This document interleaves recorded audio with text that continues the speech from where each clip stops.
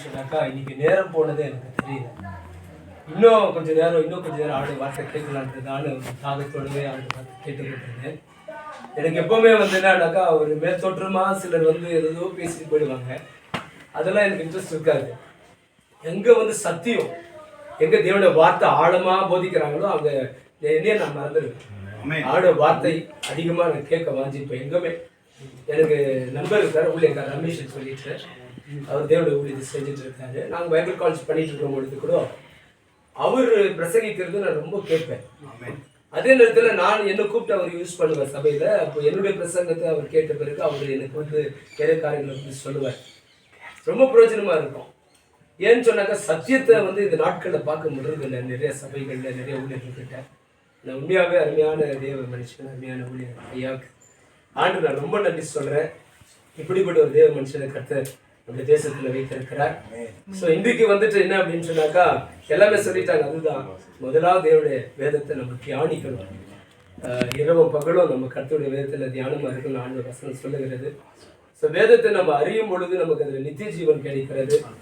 So அது 1 யோவான் 3:8-9 வசனத்தை வாசிக்கும் பொழுது அங்கே கர்த்தருடைய வார்த்தை, அந்த வித்து அதுதான் வந்து பாவத்தை மேற்கொள்ளக்கூடிய வல்லமொழி இருக்கிறது என்பதை நம்ம அறிந்து கொண்டோம். அப்ப தேவனால் பிறந்தவன் வந்துட்டு பாவம் செய்ய மாட்டான். அப்போ வந்து பிசாசால் உண்டானவன் பாவம் செய்கிறவனாக இருக்கிறான். அப்போ கர்த்தருடைய வார்த்தை ஒண்ணுதான் நம்மளை வந்து செய்யமுள்ளவர்களாக மாற்ற முடியும் என்பது. ரெண்டாவது வந்து நம்ம ஜெபம். ஸோ ஒரு வார்த்தை அவர் கேட்டாருங்க. அதாவது வந்து பவுல் வந்து அந்த விசுவாசம் இல்லாத வளர்ந்த சபையில அந்த விசுவாசம் வளர்றதுக்காக எத்தனை மணி நேரம் அவங்க ஜெபம் பண்ணாங்க அப்படின்னு. அப்போ பவுல் வந்து பார்க்கும்போது இரவும் பகலும் அவங்க என்ன பண்ணாங்கன்னா ஜெபித்தாங்க சொல்லி பவுல் ஜெபிக்க வச்சிருக்காங்க. அப்போ சபை வந்து வளரணும் அல்லது ஊழியம் வளரணும், தேவனுடைய ராஜ்யம் கட்டும் ஒரே ஒரு வழி ஜெபம் தான். இப்போ பவுலும் சீலாவும் சிறையில் அவங்க ஜெபிச்சாங்க, துதிச்சாங்க. எங்கெல்லாம் அவங்க ஜபிச்சிருக்கிறாங்களோ அங்கெல்லாம் தேவன் பெரிய காரியங்களை செய்து. ஸோ உண்மையாகவே கர்த்தர் மீண்டும் எனக்கு உள்ளத்தில் ஆண்டவர் என்னோடு கூட பேசினார். நிறைய நேரங்கள் ஆண்டு சொல்வார், என் சமுதிரத்தை காத்திருந்ததுமே ஜபத்தில் தரித்திரன் ஆண்டு சொல்வார். ஆனாலும் கூட சில நேரங்கள் அந்த பலவீனங்கள் நிமித்தமா, சூழல் நிமித்தமா சோர்ந்து ஜபம் அதிகமாக ஜபிக்கணும்னு வாஞ்சா இருந்தாலும் ஜபத்தில் குன்றிக்கு இருக்கிற நாட்கள் உண்டு. ஆனால் கர்த்தர் மீண்டும் இந்த நாளில் கூட ஐயா மூலியமாக என்னோட வார்த்தையின் மூலியமாக ஆண்டவர் என்னை பலப்படுத்தினார். ஏன்னாக்கா இரவு நேரங்களில் கூட ஆண்டவர் எழுப்புவார். ஆண்டவர் எழுப்பி ஆண்டு சமூகத்தில் தேசத்துக்காக சோமனுங்க கேட்பார். அப்படி வந்து இரவும் பகலும் ஆண்டு சமூகத்தில் ஜெபித்த நாட்கள் உண்டு. ஒரு ஸ்கூலில் வந்து ஒரு பள்ளிக்கூடத்துக்கு போகும்போது பிள்ளைங்க 8 மணி நேரம் அந்த ஸ்கூலில் அவங்க இருந்துட்டு படிச்சுட்டு வராங்க.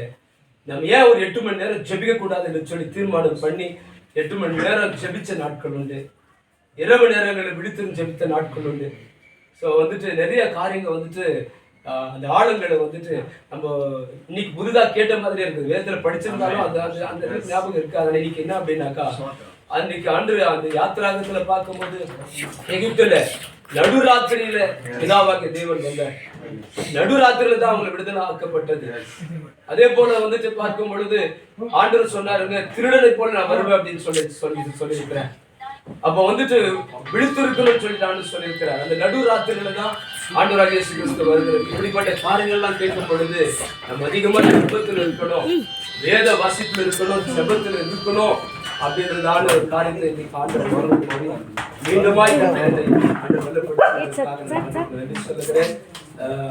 அருமையானவர்களுக்காகவும் அருமையான ஊழியர் அண்ணன் ஐயாவுக்காகவும் நன்றி சொல்றேன்.